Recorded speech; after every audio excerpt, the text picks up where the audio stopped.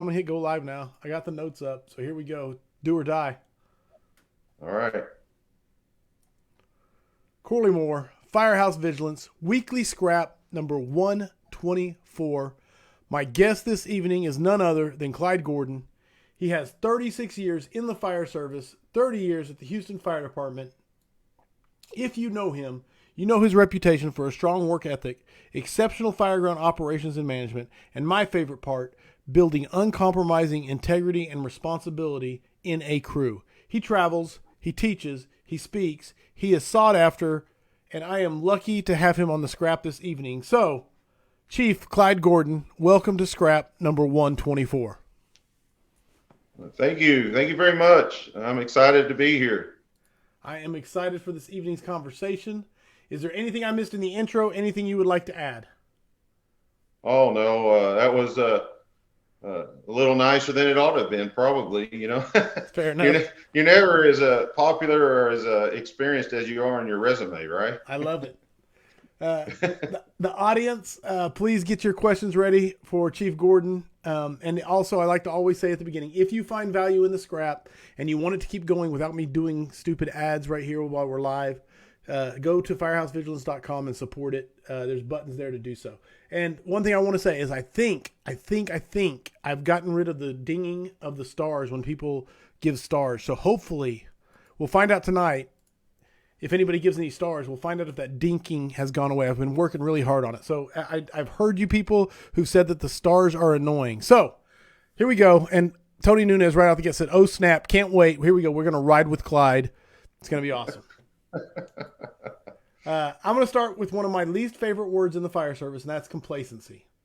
You call it the silent killer. What do you mean by that when you say that?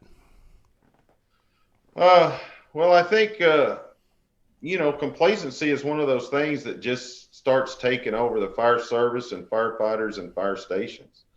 It gets so easy to get discouraged and disappointed in maybe your work environment, or you're not making the runs like you want to, or whatever, and you just start to just let it go. Right? We forget what our sole purpose and what has led us to the where we are, and we just start to take everything for granted, right? It's always driven me crazy. I can go and maybe talk to some guys or do an inspection of a station and, ask them some pertinent questions about the $500,000 apparatus that they ride on every single day. Like, hey, what do you pump on the front cross lay? And they give me the old, Right. 150, right? But they can tell me what a running back did in 1998 when he was in high school, in the seventh or the ninth grade. They can tell me how far the guy ran and what his shoe size is and everything else. But the piece of equipment that they're riding on, they don't even have Right on. basic knowledge. And what happens is, that just takes over our thinking, and then we lose our skill level and we just get off track, and then we're in trouble. Because what we can't ever anticipate with some jobs, you can, is you never know when this job's going to go bad. Right. You never know when everything that you have is going to be called upon for someone else, or even your brother or yourself. And if you've been complacent for the last 4.5 years, you're not going to be in a place you need to be. Solid. No, man, and I love it. I love it. Because, the podcast's byline is the never-ending fight against complacency. So anytime I can talk about it, I love to talk about it. Well, and I know it's probably every fire department, every large fire department, you see it. You have your go-to guys. You see the crews that maybe you don't have as much confidence in. And it just really frustrates me, right? We don't need to be there. We don't need to do those things. The complacency leads to so many other mistakes, and mistakes on the fire ground are every day. They're going to happen. I always talk about them like they're a domino, right? Everybody brings a domino to the fire ground, and we set them up. And if you just place them here and there, they usually don't cause us really any problems when they fall over. But when we start lining them up is when we start getting that chain that creates these problems that'll cause these line of duty deaths and injuries and everything else. And the complacency just adds to that. I get the opportunity to go to a lot of fires, right. and just the basic skill level of some people is just really frustrating. And that's not because they don't care. It's just because they've become complacent. It's easier to sit on the couch and gripe about stuff or to watch the football game than it is to actually be consistently up on what we do. And because that takes effort, and sometimes you're just not in the mood, or you've been beat down by bad leadership or whatever. And, this causes a lot of issues. Absolutely. A lot of the fires, I go to, they tell me, hey, we got a water supply problem. Well, I don't truly believe that the city of Houston very often has a true water supply problem. We have water supplier problems because that guy's got a 90-degree kink in that intake somewhere, but we don't actually have a water supply problem. And that's just complacency in my mind. I love it, man. No, I was going to ask. No, I got it. No, I had a technical issue. So yeah, I was dealing with. Let me get my notes. No, believe me, this has been a challenge this evening already. So, what have been your most successful strategies when you identify the complacency? What's been some of your more successful strategies? Is it mindset? Is there deliberate actions you take? Just kind of walk us down that path. Well, so I believe that, like in the position I am now as a district chief or battalion chief, to me, all of this, my career and my development as an officer, to me, it's a culture that you create around you. The guys that come in and they were a piece of garbage a week ago, but somebody promoted them to captain, and now they're the guy that wants to, break everybody's backs over stuff and the rule follower. Well, that guy's not gaining any respect. So you have to create a culture. And one of the things that I do is I've had mistakes in the past as a young officer, not doing some of the things that I should have done, not intentionally, but it just caused some problems. Sure. So one of my deals is expectations. It doesn't matter who you are. When you come to work for me, I'm going to share my expectations with you. What every single day I expect from you, what level of training, what level of firefighter, everything that we need to be. Because I think if a firemen are firemen, right? If you expect nothing, they give you nothing. Right on. Right? Yes. Let's just be truthful. If you expect them to do nothing, clean nothing, and can sleep all day, well, they will if you let them, right? So I think it's a level of expectation. It's accountability. Every rank in the fire department has built-in accountability. I'm going to come to that officer if I have issues with his firefighter and start holding him accountable, because guess what? When he came to work there, I shared my expectations with him, how I was going to hold him accountable. And I think that's, what you have to do. You have to have difficult conversations with people. I would think most people, well, there's probably a good split. They either love me or hate me, right? Right. The ones that hate me probably are pissed off because I want them to do what they're supposed to do, and expect them to know how to do what they're supposed to do. But the guys that work with me on a daily basis, they realize that it's really just expectations set. And I will hold them to that expectation, not criticize them because they made a mistake, because we all make a mistake, but we learn from those things and move forward from that. Absolutely. I love your focus on expectation, because without them, you can't have accountability, and without accountability, right? Yes, I love it. How's a guy work with you and do what you want him to do if you've never sat down with them and explained that to them? And then on the other side of that, when they don't do those things, figure out why. Don't just go in there like a friggin' hurricane, right? What's the deal? Is it a training issue for him? Does he not even know what it means to train on stuff every single day? Right. Right. Is it a educational thing? Because we're all mentors to each other. From the newest kid washing the dishes to the oldest guy there, we're mentors to each other. So we need to continue to educate and mentor each other in what's expected every single day. We all have leadership capabilities. That youngest kid, guess what? There's going to be somebody behind him before long. He may not run much, but he should run the mop and the kitchen sink better than anybody else, so he can share it with someone else later. It's just our expectations for each other. And really, what do you expect from the guy next to you, right? It shouldn't be just the officer's job. this guy's going to be your backup and he's going to come in and take care of you and work together with you, you should hold expectations to each other also. Love it. Got first question coming at you from the audience. It's a question I'm sure you've fielded many times. But it's from Christopher Snow. He asks, what advice or pointers do you have for the crew members that are under a toxic and complacent company officer? Oh, leave. Just run. I mean, fortunately, I work with a place that's got 100 fire stations. So, we can hide and go other places. But, I just can't imagine. I have worked for those people before, and I was lucky enough to get out of there. But what do you do before you can do that? I think the guys really have to draw together. So if you have 3, 4 guys, whatever, at your station, and you have that toxic officer, I think what you'll see is they'll just naturally, the guys who are into the job, who want to do a good job, they're going to draw together, and it's almost going to be an us against him kind of thing. You're not going to change him, I don't think, him, her. I think you can try, and I think you should try, right? It's just like when guys come to these conferences and stuff, people say, well, these aren't the right guys. We need to be talking to the guys who aren't there. Right. Well, I think those guys are the right ones because they're going to come and listen, and they're willing to go and take that home and try. Absolutely. Right? Absolutely. So if you are trying to change an environment or a culture, it is very difficult, but you just have to be positive. You have to not give up. I tell people all the time, don't lower yourself to someone else's standard, right? We hold a standard in my district. This is our measuring stick. This is our standard, and we're always trying to get above that standard.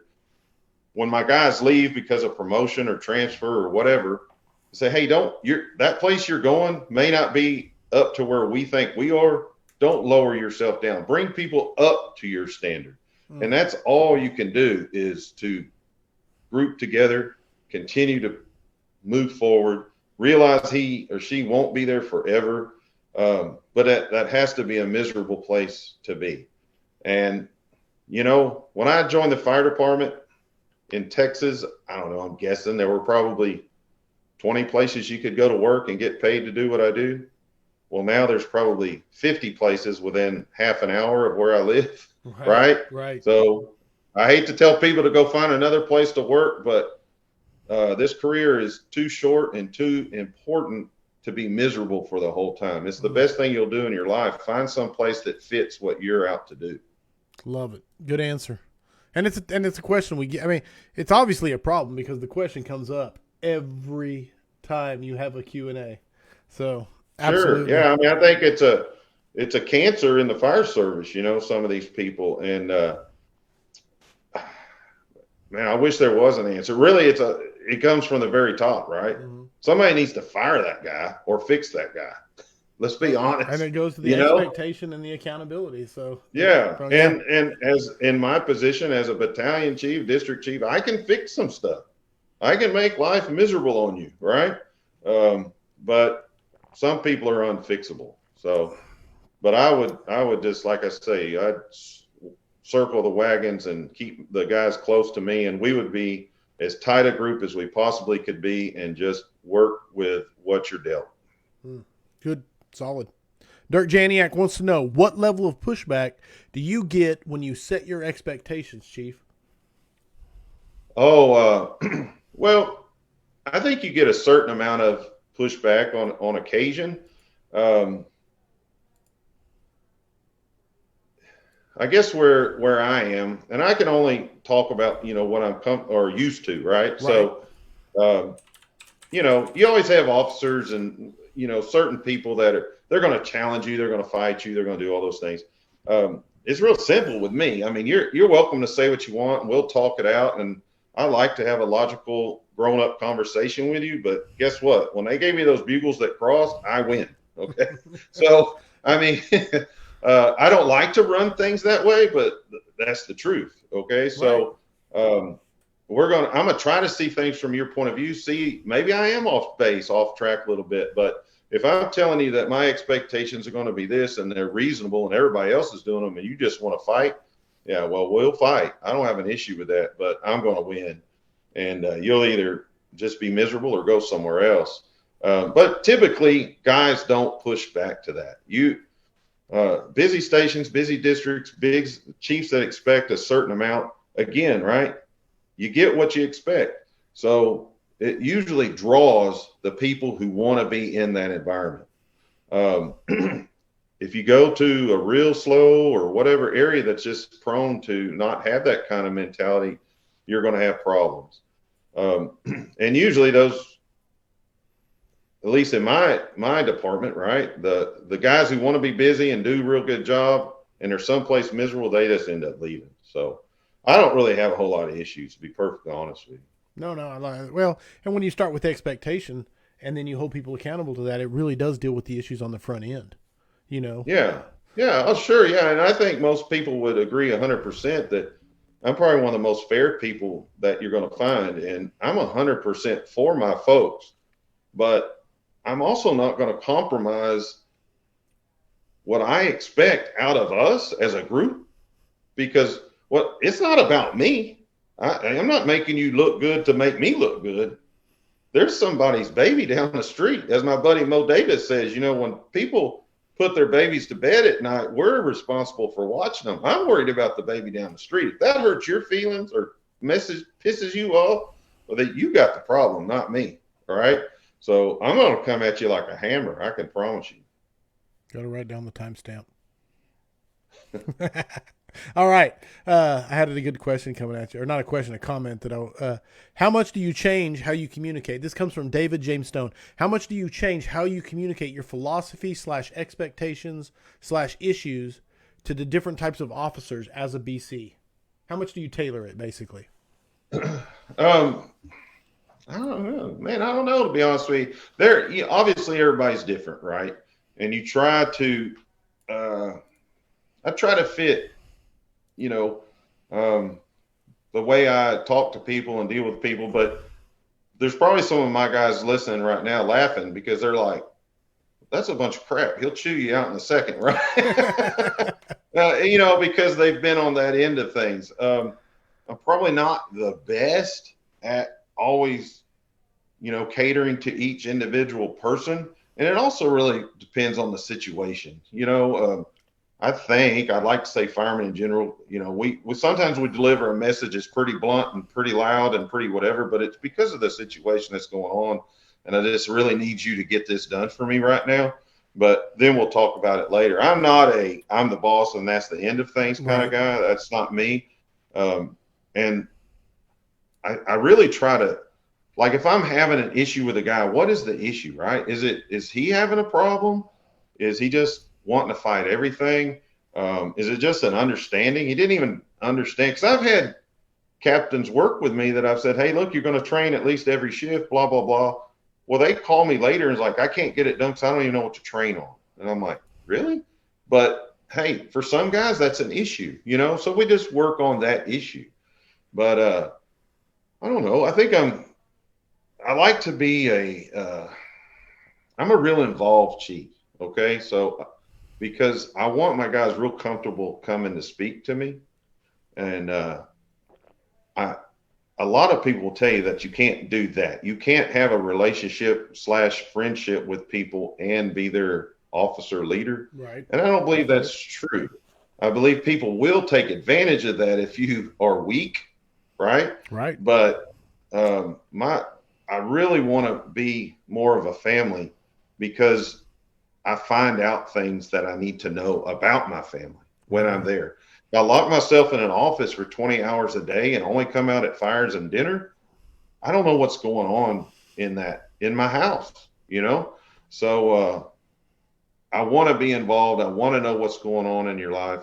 And you have to be out and about with these folks to do that. And what that does is that creates an environment for me, for my guys that, they feel comfortable to talk to me, maybe even disagreeing and arguing a little bit. But then there's that certain line where they're like, you know what, we're not going to cross that, out of respect for me and my respect for them. Love it, man. No, there's a lot to catch you up on here. Let me try and catch you up on some of these. Change the Okay. culture one person at a time from Robert Townsend.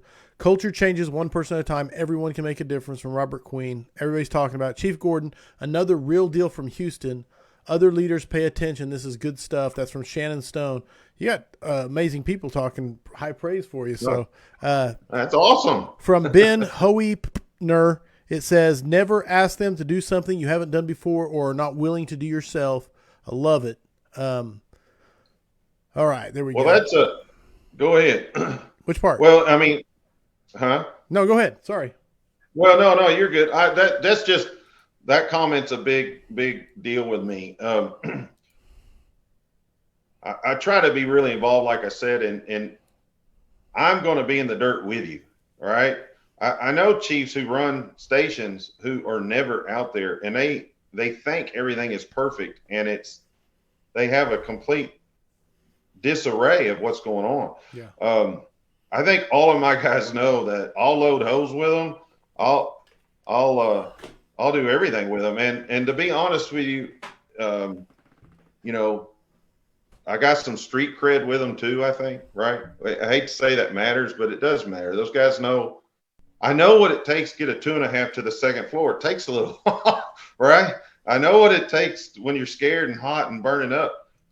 So they feel comfortable with me out in the street and watching after them. And again, it's a relationship. Everything is about relationships. They know I'm watching them just as hard as they're doing a good job for me. Does that make sense? That does make sense, man. And the relationship bit, I love it. And you hit the nail on the head when you talked about you can't sit in your office for 20 hours a day, come out for dinner and fires, and expect to know what's going on. And yeah, I don't get it. And I know a lot of guys do it. And they try to, you know, in some places you go, there's a huge separation between rank and firefighter and stuff. And it's just not for me. Everybody has different leadership styles. It's just not for me. And I'm lucky because I work with guys who know there's a limit, right? If we're playing and having fun, the chief might get wet too. But when the booper goes off and we roll out of the house, that guy's the boss, okay? You know, and they treat me with that respect. And it's because when they were in really big trouble at 3 o'clock in the morning, I was there for them too. And when their mama got sick, I was there for them. And when their babies were born, you know, because we're a family. I don't work with these people. This is my family that I work with. So. Rob Fisher, and I got to bring this up because we were in Arkansas and this came up, but it said, Rob Fisher said, Mo, you and Clyde should have double teamed the show because he's talking to Mo because Mo's watching.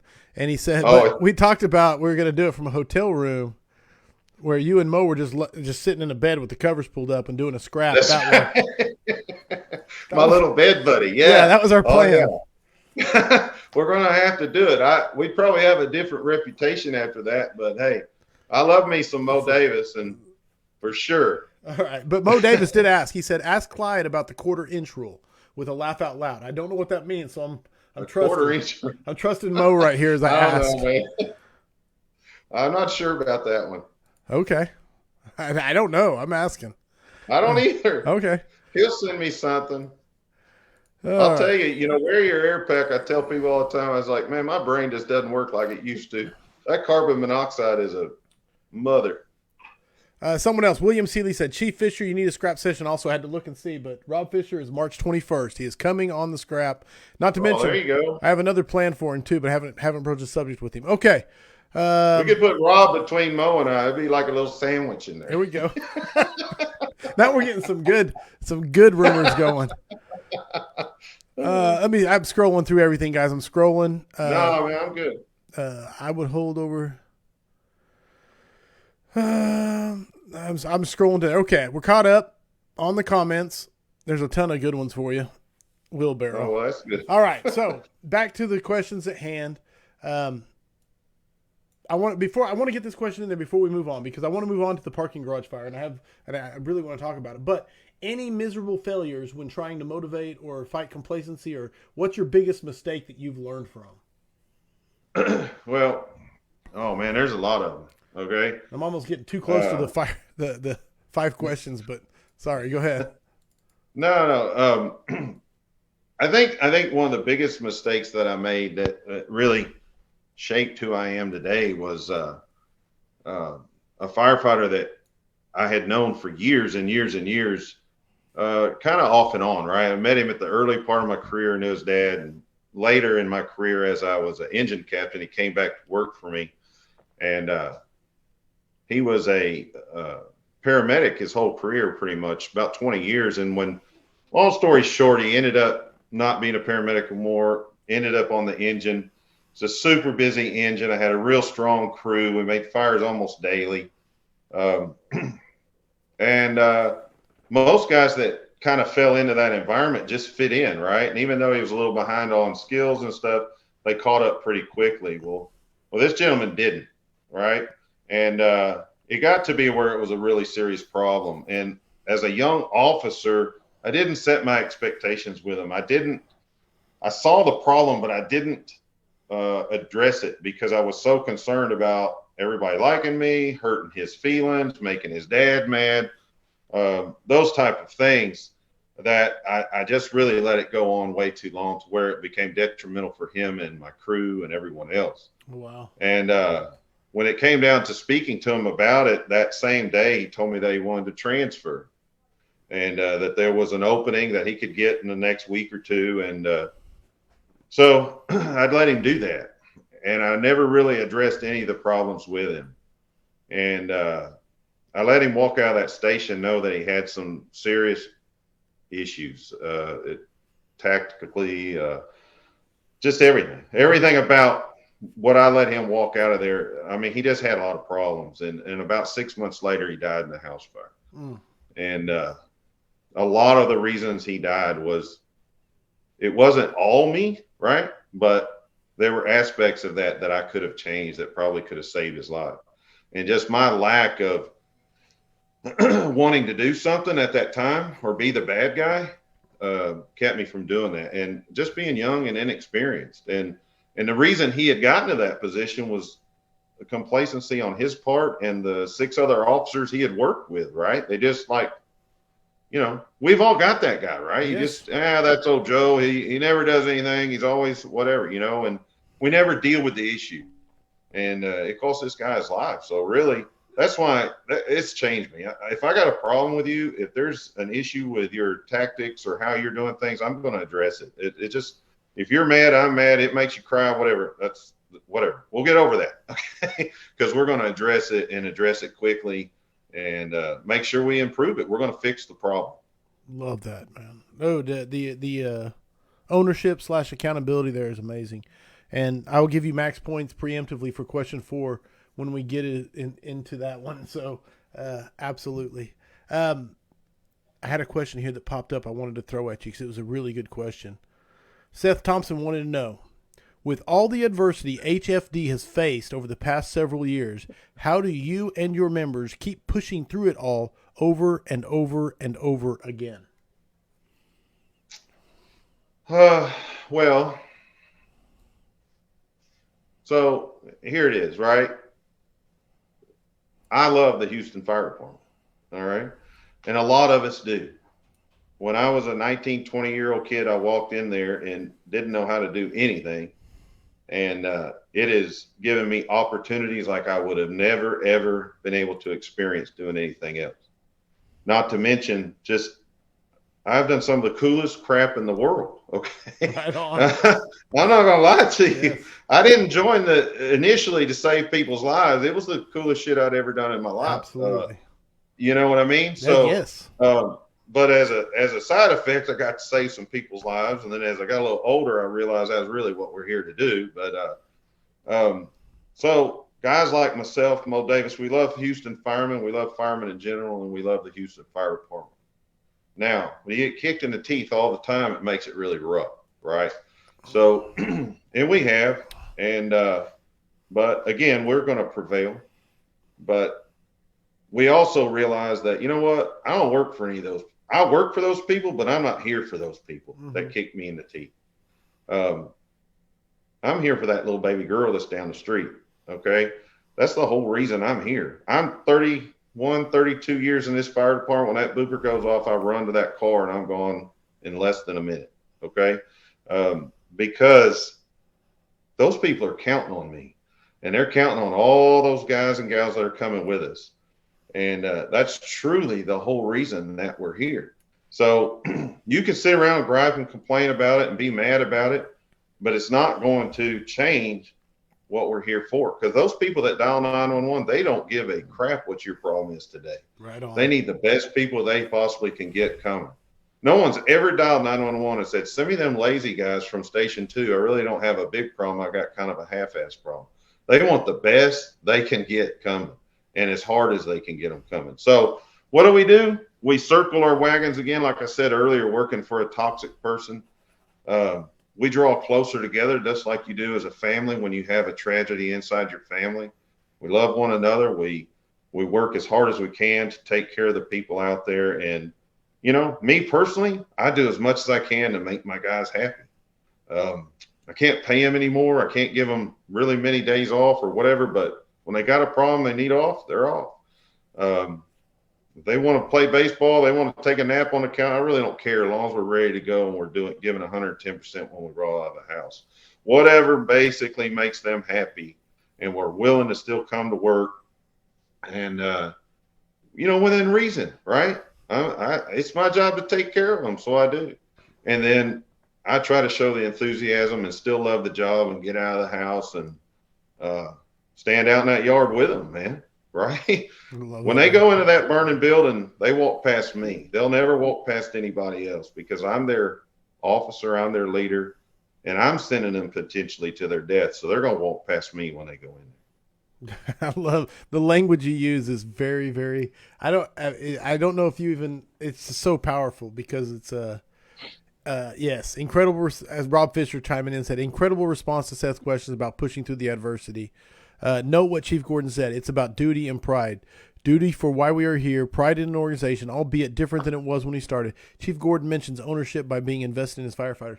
Dude, I don't know if you do it on purpose or if it's just like a natural gift or if you've learned to be deliberate about it, but the language you use is very intentional and it's very impressive when you say, you know, who they have to walk past and who you work for and et cetera. And it's just it's impressive, man.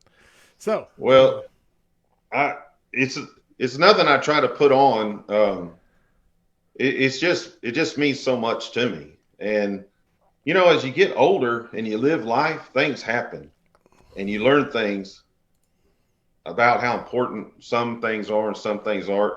And you learn about life and death and tragedies. And, man, that's who I am. Those people are my family, you know, and the reason is because I had those mentors too, right? I had guys that I knew every time I peered out a window or came out of a nasty hallway or whatever, man, there they were standing there looking at me, you know, and it's because they cared about me. They wanted to make sure I was all right. Love it. I'm going to go switch tracks on you now. Let me pull this up. Okay. This is my high tech. This is how high tech the scrap is. I'm using my phone to show the picture here. Woo. Will I actually get? Oh, there it'll snap into focus. Maybe. There you go. That's decent. Kind of see it. Yeah. Oh yeah. They've either seen it or they haven't. No doubt. If you live under a rock, you haven't seen these pictures. Let me see if I can get a snap in. You get the. Oh. Yeah. Be careful which way you scroll that. No doubt about it. There's been some. Like the world's worst here. Can you see the smoke? It's all I'm trying to say. All right. Yeah. Yeah. Somebody who can make these pictures work better for him, contact him, will you? Well, the problem is every time I try to switch screens, I freeze my stream and then I lose the scrap and it kills the live stream. And so I just quit trying to do it. So I use my phone. I should probably print them out so I don't get the glare. But anyway, bottom line is it's some freaking chugging ass black smoke and a shit ton of it. I want to hear about the fire go.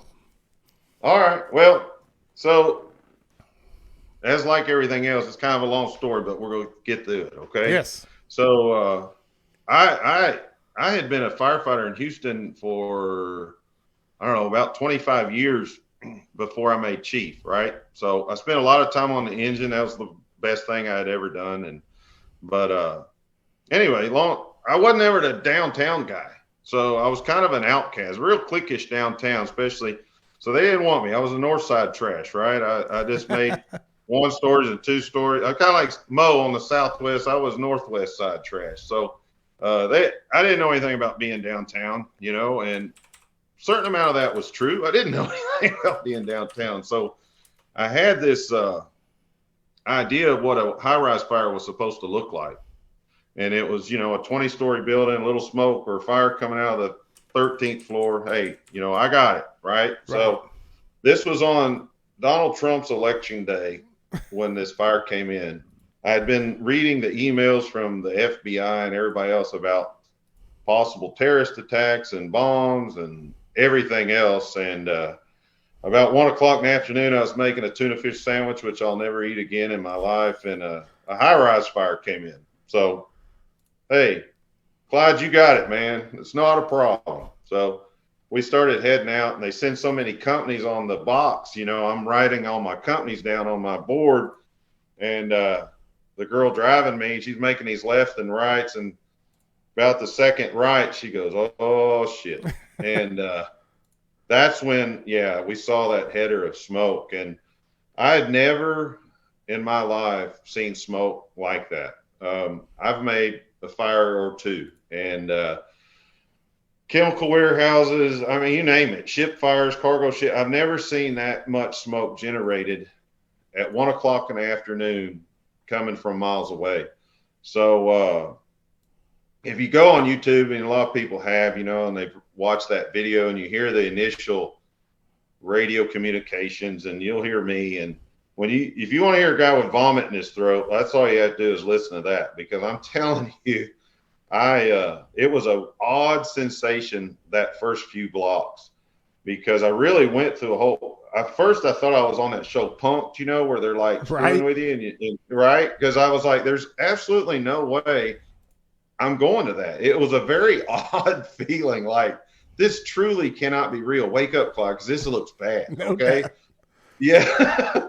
And then I had this split-second feeling of just absolute sheer doom. Like, there's no way I can bring these guys from this.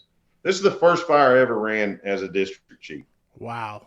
So I was absolutely just petrified for about 5 seconds. And I was like, well, okay, I can't go that way. Don't go down that rabbit hole, okay?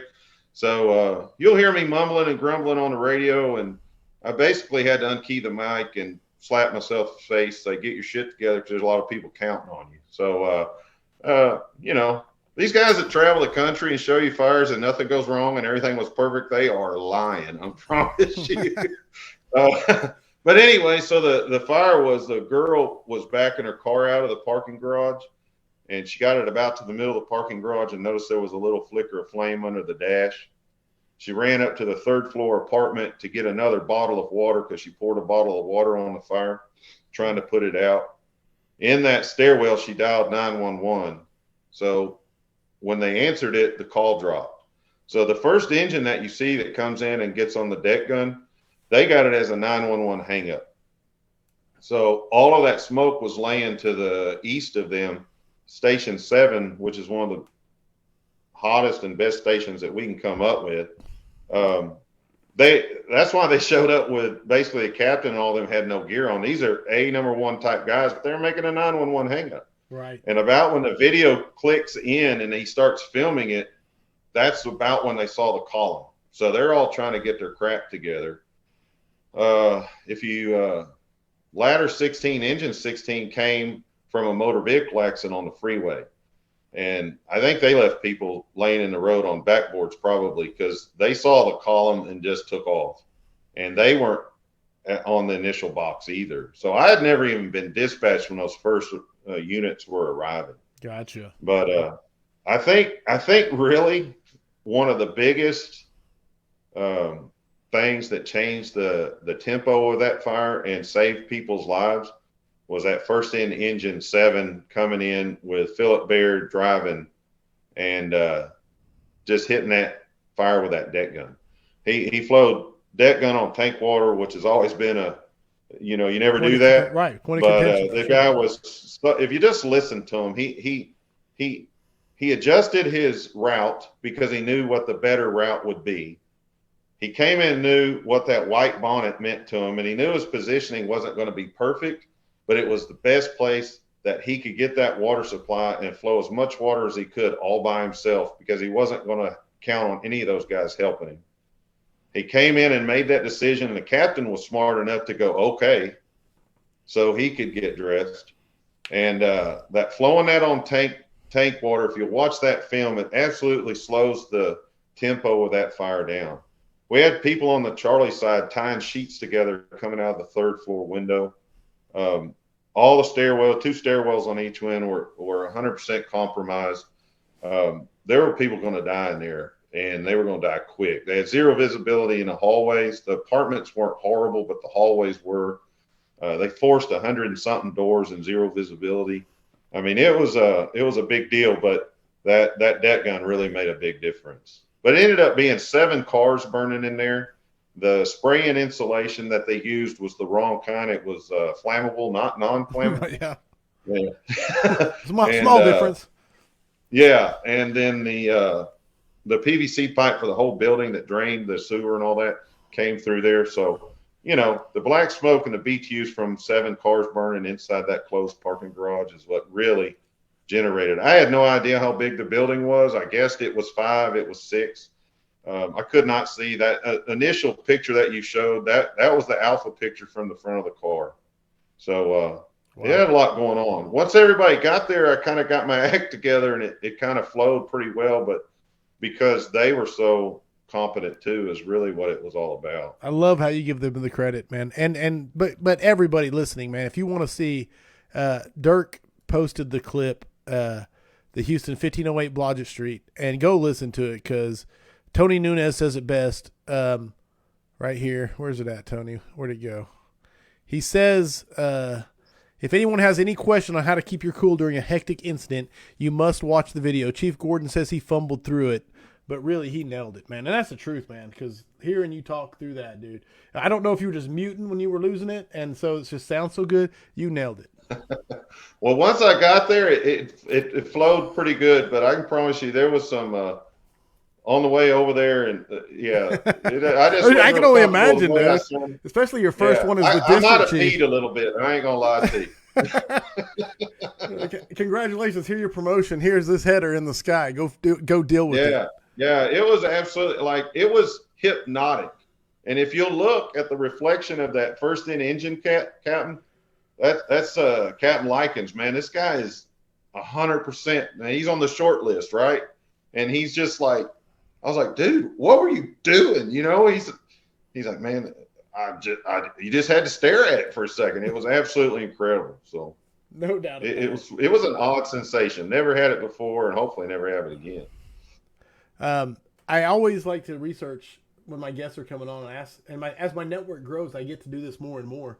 So I asked some of your friends about the best questions to ask you. And actually I was told to ask you about Chief Lemoyne, because they said you had roughly 1,000 stories or so from working for Chief Lemoyne. Well, Chief Lemoyne was really one of my first chiefs that he was an old school chief, but he really taught me what it was like to just take care of your people. Because if you work for Richard Lemoyne, you didn't have to worry about nothing. He was going to take care of you, and he was going to take all the heat that needed to be taken. If you'd have made a mistake, he was definitely going to let you know about it, and he was going to deal with that mistake, but you would never hear that from anybody else but him. Nice. He was going to take the butt chewing that you deserved, then he was going to come speak to you. And he was just a good guy, man. He took good care of me. And I've been lucky to work with a lot of good officers and a lot of good chiefs. Jerry Wedgeworth was another one. As I was a brand new engine captain, he was just outstanding. He always had our back, and it made me feel good, because as a captain like that, you want to be counted on by those guys. And I would tell my crew, I was like, hey, over time when I was new there, I said, look, we're gonna drive by people staged to go in and do work, right? Because that's who we're gonna be. And they took pride in that, and I took pride in it. And he jokingly told me, he said, man, I'll keep calling multiples till I can get you guys coming my way, and then we'll turn the other ones around, right? So, I mean, that's a good place to be in. Sometimes at 3 a.m. after the third burner, you kind of wish you weren't that guy, because you really like to take a breath. But, hey, man, I'll take it. I'll make fire every day if they'll let me. So, Beautiful, man. But yeah, good guys, man. And you learn from them, and you take the good from them, and you move on, and apply that towards what you do. And it sounds like he shaped a lot of your leadership style as far as. Oh yeah, absolutely. Both of those guys really, really did. And really, but the underlying thing is it's all about other people. Like, I don't get selfishness. That's just not me, and it really pisses me off, but Right. They put me in a position to be there for these folks, my guys, they have no idea, and I bet Mo can say the same. They have no idea what comes trickling down and hits us, but never goes any further. You know what I mean? Yes. Because we just deal with it. It's not. We'll take care of it. You know what I mean? So. I love it, man. I love. Okay. The trust that people put in firefighters. Howard said you had a unique perspective on this. I don't know the story or where, but you talk about the trust that people put in firefighters. You've alluded to it before. I just want to know what the story was. Well, I think the trust is one of the biggest commodities that we have. Did I lose you? Hold up. Like, if the fire service ever, right? I lose you? Just for a second. You're back. Let's see if you're back. Okay. Keep on starting. Go ahead. All right. Yeah. So, trust in public, that's what we have above everybody else. Mm-hmm. Where could you be at 3 a.m. in a stranger's house with his wife and baby and call him because he's working the night shift somewhere and go, hey, I'm here with your wife and kid, and we're going to, you know what I mean? Yeah. It doesn't exist in any other job. But if you tell them, hey, this is Houston Fire Department, your wife called 911, she's sick, right? I'm not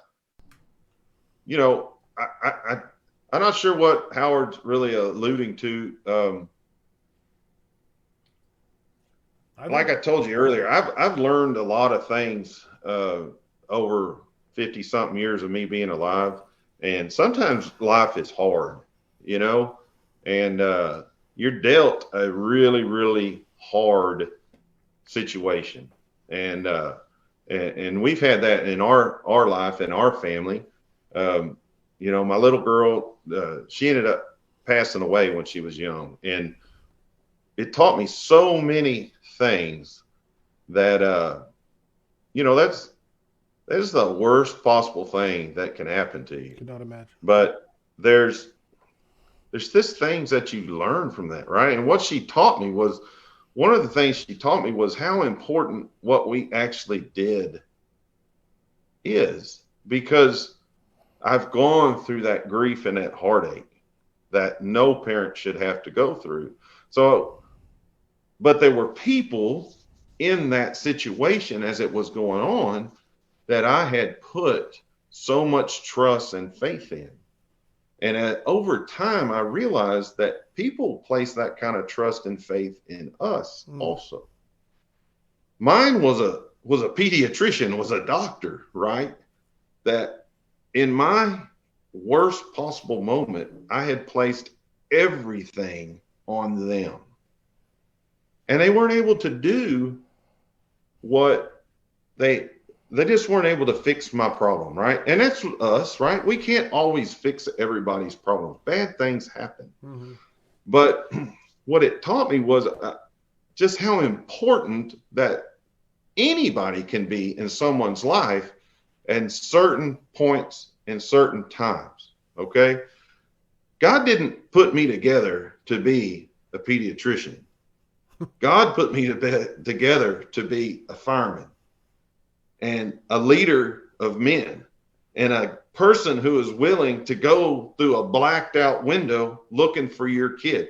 Because I can promise you, as sick as I was and as desperate as I was, and the more I wanted him to help me in my desperate situation, when you're standing in that front yard as a mama or a daddy and you know your babies are still in there, you are in the same desperate situation. And your trust is 100% on that firefighter that pulls up, that he is going to pull up, do the right things, get the line off in a rapid rate, get through the window. Everything you have is on them. And that's who we are. I'm not a pediatrician. I don't make that kind of money, but I'm telling you, at 3 o'clock in the morning, those people don't want a pediatrician. They want a guy who's brave enough or a girl who's brave enough to get in that window and go find their baby. And that's what we have to understand. When you get complacent, you get lazy, you get whatever, you got to understand that at any moment, the brother sitting next to you may be that desperate for you to be on top of what you're doing. But we owe it to people, and that's the trust we have in them. They don't worry about us every day. They just know we're there. But when they call us in that environment, in that situation, at that moment of time in their life, they are trusting you 100%. And me as a leader of those people, I owe it to all of them. And I have to be able to lay my head down at night knowing I did everything I could. Maybe it didn't work out the way I wanted it to, but we did every single thing we could. Doesn't mean we did it perfectly, because guess what? It doesn't always go right. But it wasn't because we were lazy, complacent, or we had given up the trust that the public has in us. And when you live life and you experience things like that, I think it changes your perspective. Like, I get it. I truly get it. I get what it feels like to be completely reliant upon someone else, especially when you're a control person, right? We're controllers and fixers. Oh, yeah. To give all of that to someone else. So that's like, I don't get it, right? I just don't get guys who show up and they're not ready to go. All right. I don't get it. I don't get it. Like, very, very powerful. Powerful, Chief. I don't you want to, and I think that's what Howard was referring to. I think you just knocked it out of the park. So, I'll switch up on you and say, what is something, because you've done this for 36 years now, 30 years with HFD. What's something you have learned in the last 36 years that, like, the young, invincible Clyde Gordon would laugh at, you know, if you went back in time, the Back to the Future style with a DeLorean? Oh. He's like, that'll never be me. Yeah, that couldn't happen. You know, I think for a long time, and this was a cultural thing too, right? This is how I was raised. We were 10 feet tall and bulletproof. Mm-hmm. The Houston Fire Department, man, there ain't no better fire department in this country in our minds, right? And highly aggressive. You know, it was interesting. I had some discussions the other day about the, you know, nozzles and this and all these things, but it made me realize that we didn't cool with water and move forward. We just moved forward. And when it got too hot, we put more gear on, right? That's what we did. That's why our gear now is like almost to the point of crazy. Okay.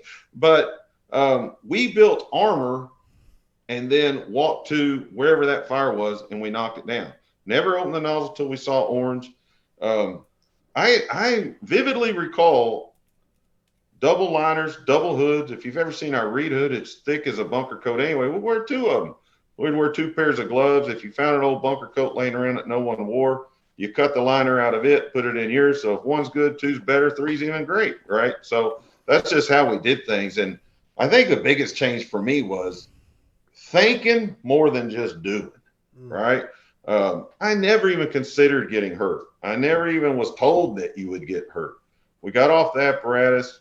We walked to the front door and we started flowing water. I think now,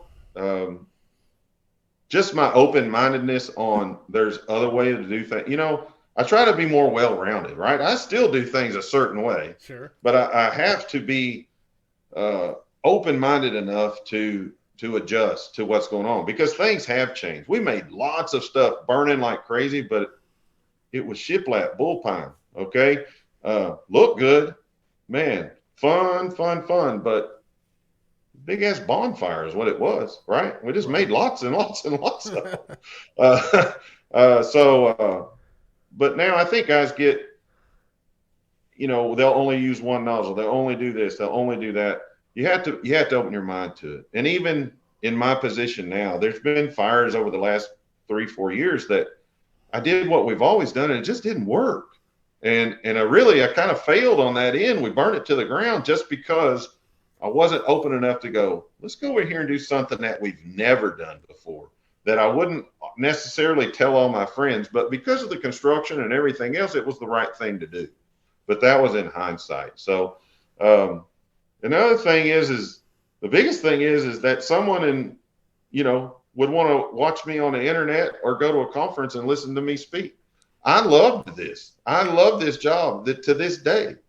My page over here for my little hometown is sitting here. If they had a house fire, I'd have to leave. So I love this, what we do, but I never thought anybody would care what I had to say about it. No, you have a gift. You have a very natural gift for expressing your stories, and it's very fun. So the last one for you here before we go into other stuff is, in your time of being a firefighter, what is the biggest shift you have seen through the years? Since you started to the present day, what's the biggest shift? Well, I think I'm just going to say how smart firemen are. I don't know if that's exactly accurate, but just the amount of information that you have available to you now. Now, granted, it has to be vetted. Anybody can be an expert in about 5 minutes if they know how to use a computer, right? But there's just so much information, and so many people are putting so much effort into teaching us what to do, what's going on. You know what I mean?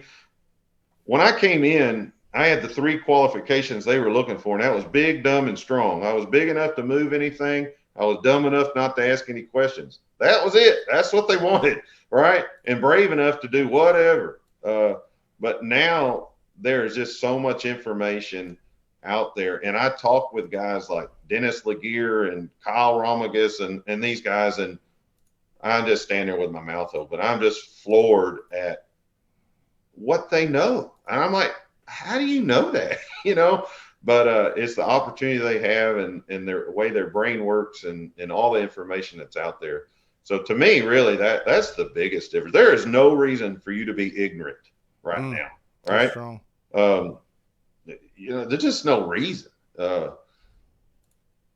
because the information's there. And you have to be humble enough to open your mind and allow yourself to change and accept things that are different. That's what I've had to do. Love it. Everybody, I'm just telling you, I'm aware of the technical issues, but so far the audio seems good, so I'm letting it ride. He is freezing up, but he's also unlocked now, so we're good, I think. So anyway, thank you for the heads up. Where are we at? I want to throw this at you. Dirk Janiak wants to know, tactics and strategies are tough to change within a fire department. There's no doubt about that. How do you personally introduce changes to your battalion or district? So, yeah, the positive thing about me traveling around a lot is I get to talk to guys like Kirk Atkinson and Ray McCormick and Rob Fisher, and man, I stand there and go, God dang, I wish somebody had told me that 30 years ago, right? Right. So I bring home a lot of stuff. I haven't reinvented the wheel, but booster backup, right? That's a really great tactic, especially when you're low on manpower and you don't have plugs on every corner. Well, I have both. I have manpower and plugs on every corner, but you know what we do in District 8? Lots of times do booster backup because Guess what? I need those extra 3 guys to get in there and stretch that line to the 4th floor of a townhome or whatever. So we use it, and that's something no one uses in the fire department in Houston that I'm aware of. Maybe a couple. There's a few out there. Probably Mo thinks about it or whatever. But leader lines, I got long stretches, and we were an apartment lay fire department forever. We pulled 4-inch, 3-inch, whatever with a gated line forever. I mean, we don't do it in District 8. We pull 2.5-inch, 3/4 in, and that's all because of Kurt. And guess what? As soon as I saw that, I called them and said, "This is what y'all need to start doing from Florida," because hey, that was exactly what we needed to be doing. I just didn't know about it. Right? We got a 200 or 300 foot stretch to a 4-foot townhome that's 16 inches away from 8 other townhomes just like that. It started on the alpha side. 90% of them start in the garage or on the 1st floor, and the people are sleeping on the 4th floor.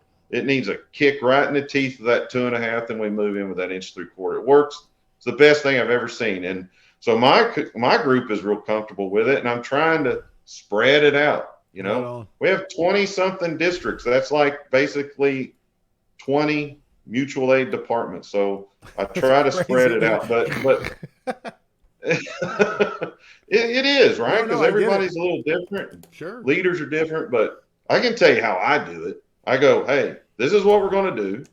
And I'll bring people in if I need to show them. And then we're going to practice it. But I'm also open-minded. You guys tell me. I don't stretch 1 3/4. I don't stretch 2.5. So tell me how it works for us. Right. And I'm talking to my engine captains and the firefighters and everything else. I think this is going to be good.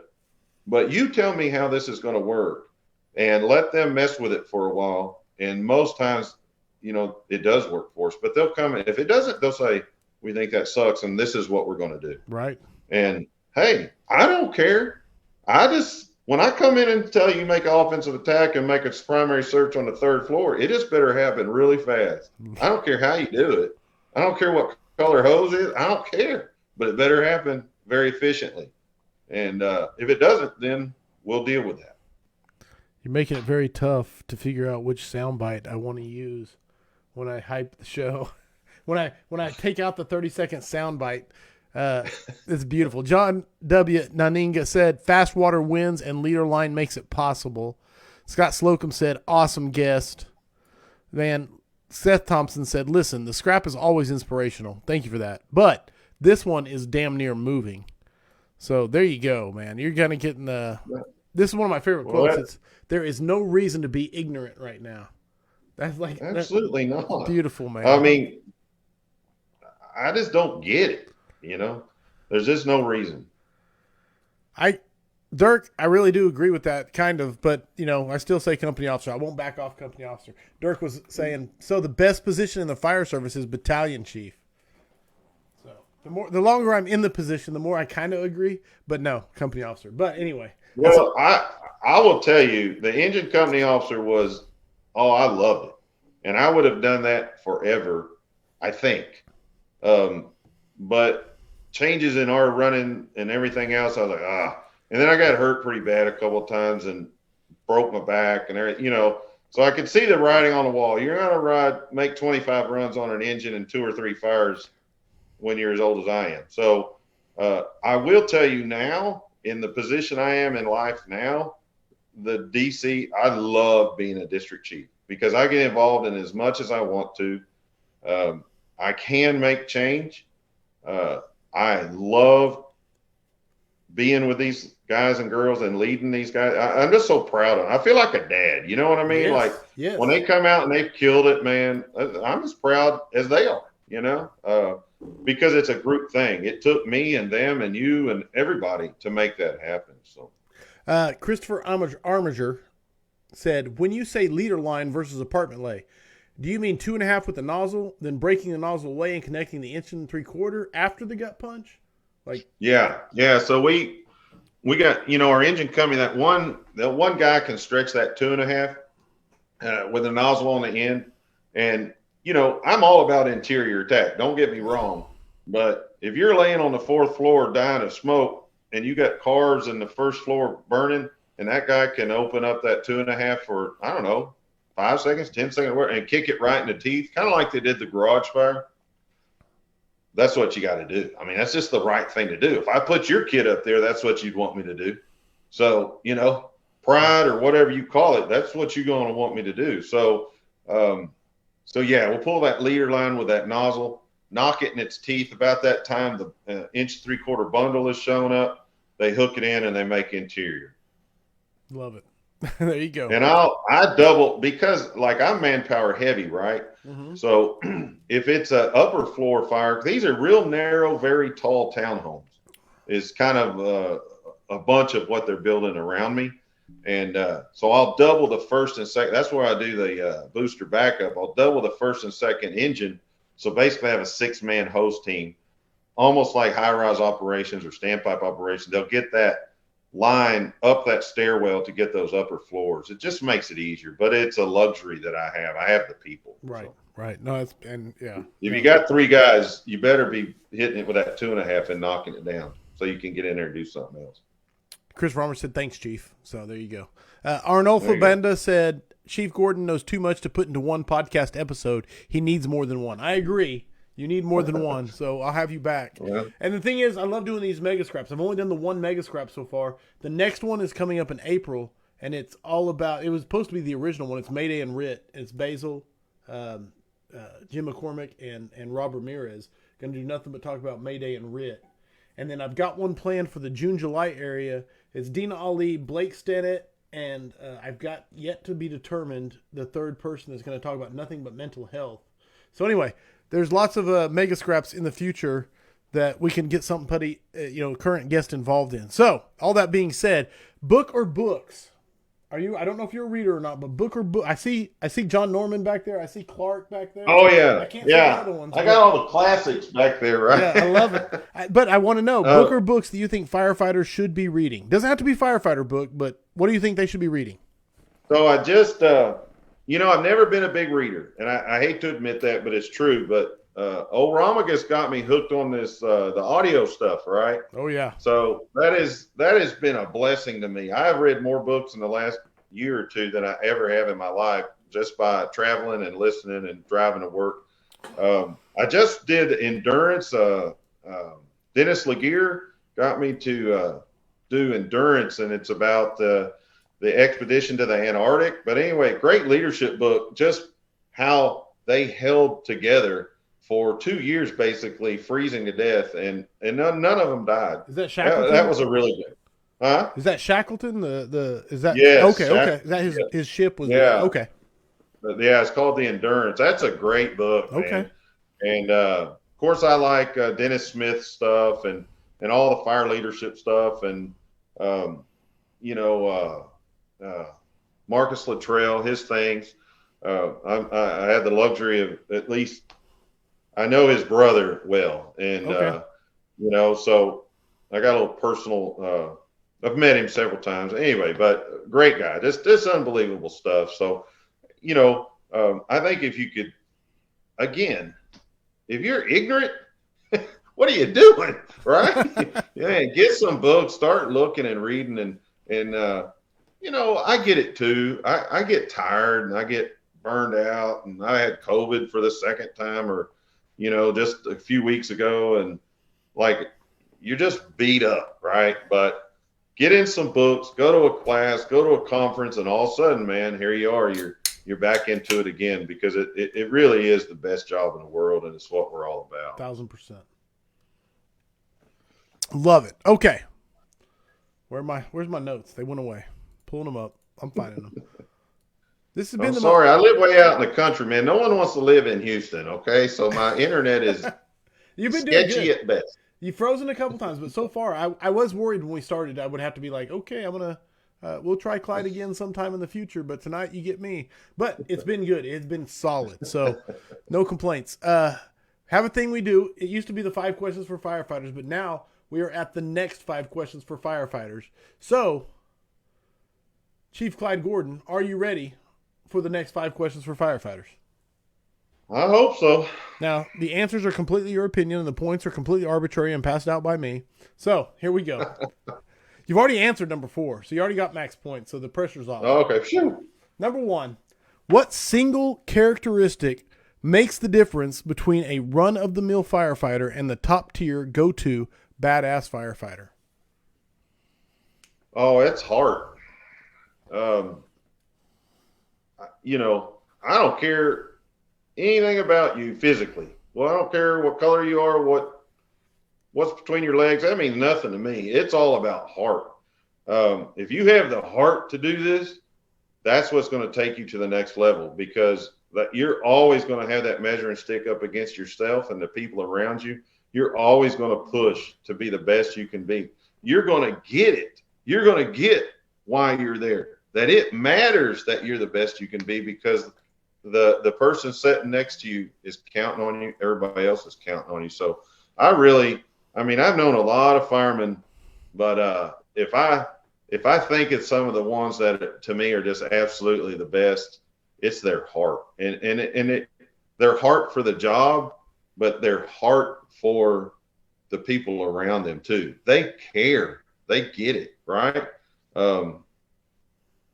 That's really just what it is. I mean, the guys I want to hang out with, they love firemen as much as I do, and they care about them. And when it's like St. Louis and Baltimore, right? Man, my heart's broken for those people. No doubt. No doubt. I get it, and it brings tears to my eyes because I know, and I know how heartbroken everybody is there. But them guys had heart, and they didn't expect that to happen, and they hate that it did happen. But that's just part of it, man. It's just an unfortunate situation of what we do. So, but your heart, I think, has the biggest part to do with it. Yeah, I can't argue with that, and I think everybody in the audience agrees. That's max points for a great answer when you say heart. Not just saying heart, but explaining what you mean by it, man. It's a beautiful answer. Number 2, if you could go back in time and give yourself one piece of advice. Someone asked this earlier, so I held off. But give yourself one piece of advice as a rookie. What would it be? I think learn everything you can. Would be initially, and don't learn it only from the guy next to you or your station captain or whatever. I did learn a lot, but I can tell you everything about the Houston Fire Department, but don't ask me one thing about Dallas because I don't know, and they're only a few hours down the road, right? It's a big old silo that I live in, and until I was able to start traveling and really start looking and reading and doing these other things, that I started learning tidbits from all over the place, right? One of the first times I ever met Rob, I don't even remember what he did, but he did some little hoopty with a ladder, and I was like, oh my God, that'd have made my life so much easier if that guy would have been around and showed me that, right? But it also impressed upon me of how dumb I was for not seeking that somewhere. Go find it, right? So learn as much as you could would be one of the things. Travel, go to these conferences, hang out with guys who are like you. And nowadays, I have people come to me all the time, say, hey, man, you remember that time we did so-and-so? And I'm like, no, I don't remember. Yeah. But you guys have every opportunity in the world to basically document the best job, best career, best everything that you'll ever be exposed to. I would write down, take pictures, all of those things, of the good and the bad, right? Because I promise you, the older you get, you're going to want to look back and think about things because it's going to keep changing and you're going to see differences. And I don't know, I just think it would be really cool to have a record of the stuff I did in 1996. I don't know. It was a bunch of it, but I don't know what it was. Right. I feel 100%. Yeah. And I just think it would be cool. And I think a lot of the books we read, guess what those guys did? They wrote crap down, Yep. So I love it, man. That's what I do. Great answer, man.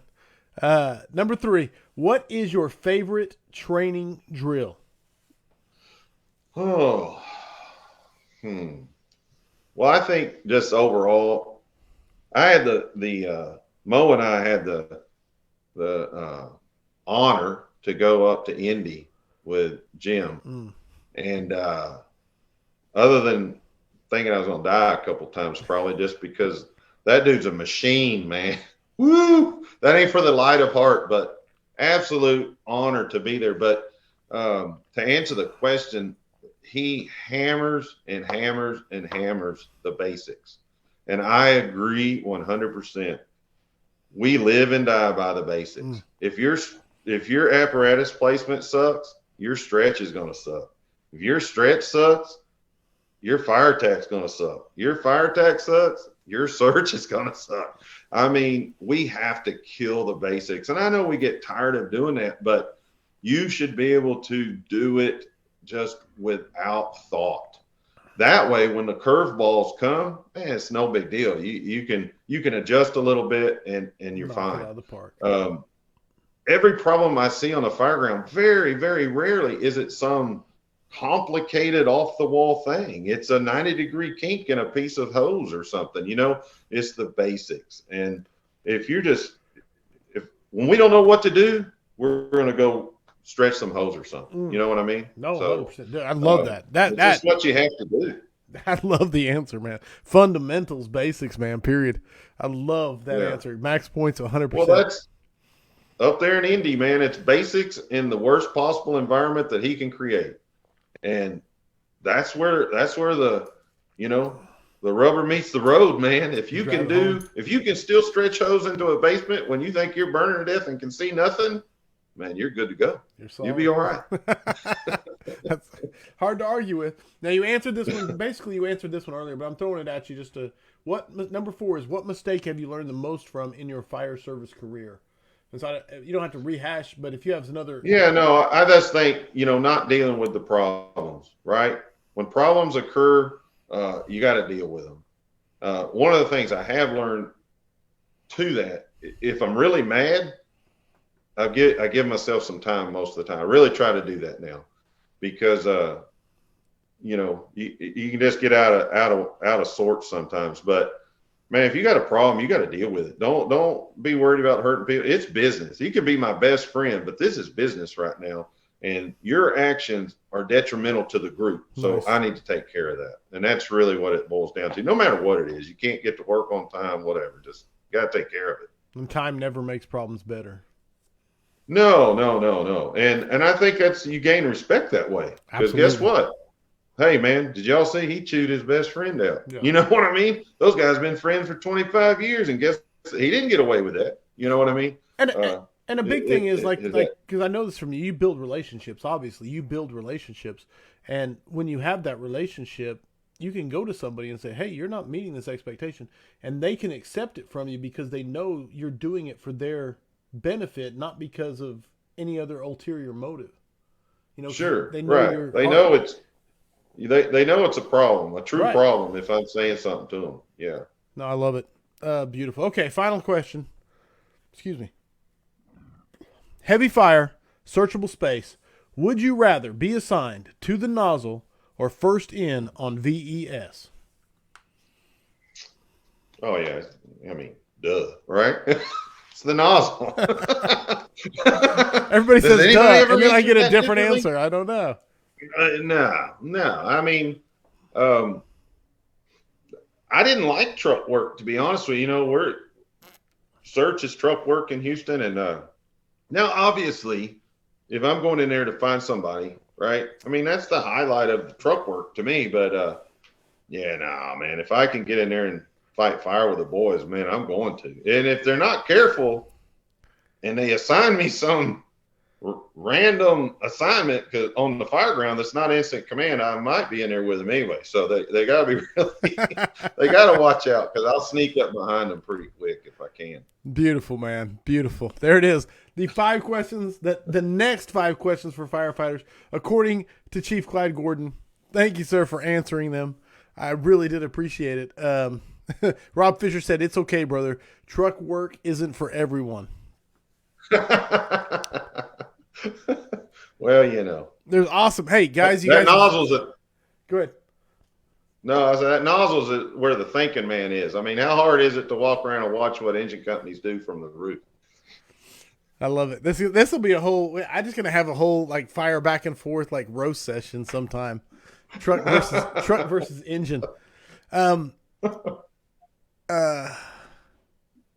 Yes. Joe Harvey said, "First scrap won't be the last. Chief Gordon is always inspirational. Great stuff." Absolutely. I was going to say something. I completely lost my train of thought. So it's all good. It doesn't matter. Where can people get a hold of you? Where can they book a class? What do they need to do to find out what you're doing next, et cetera, or ask you questions? Go. So, FD Tactics, I work with Howard Reinwald. I'm on Facebook. That's all I know how to do as far as social media is concerned. And then contact me directly is not an issue, right? Or through Messenger. A lot of people connect through Messenger.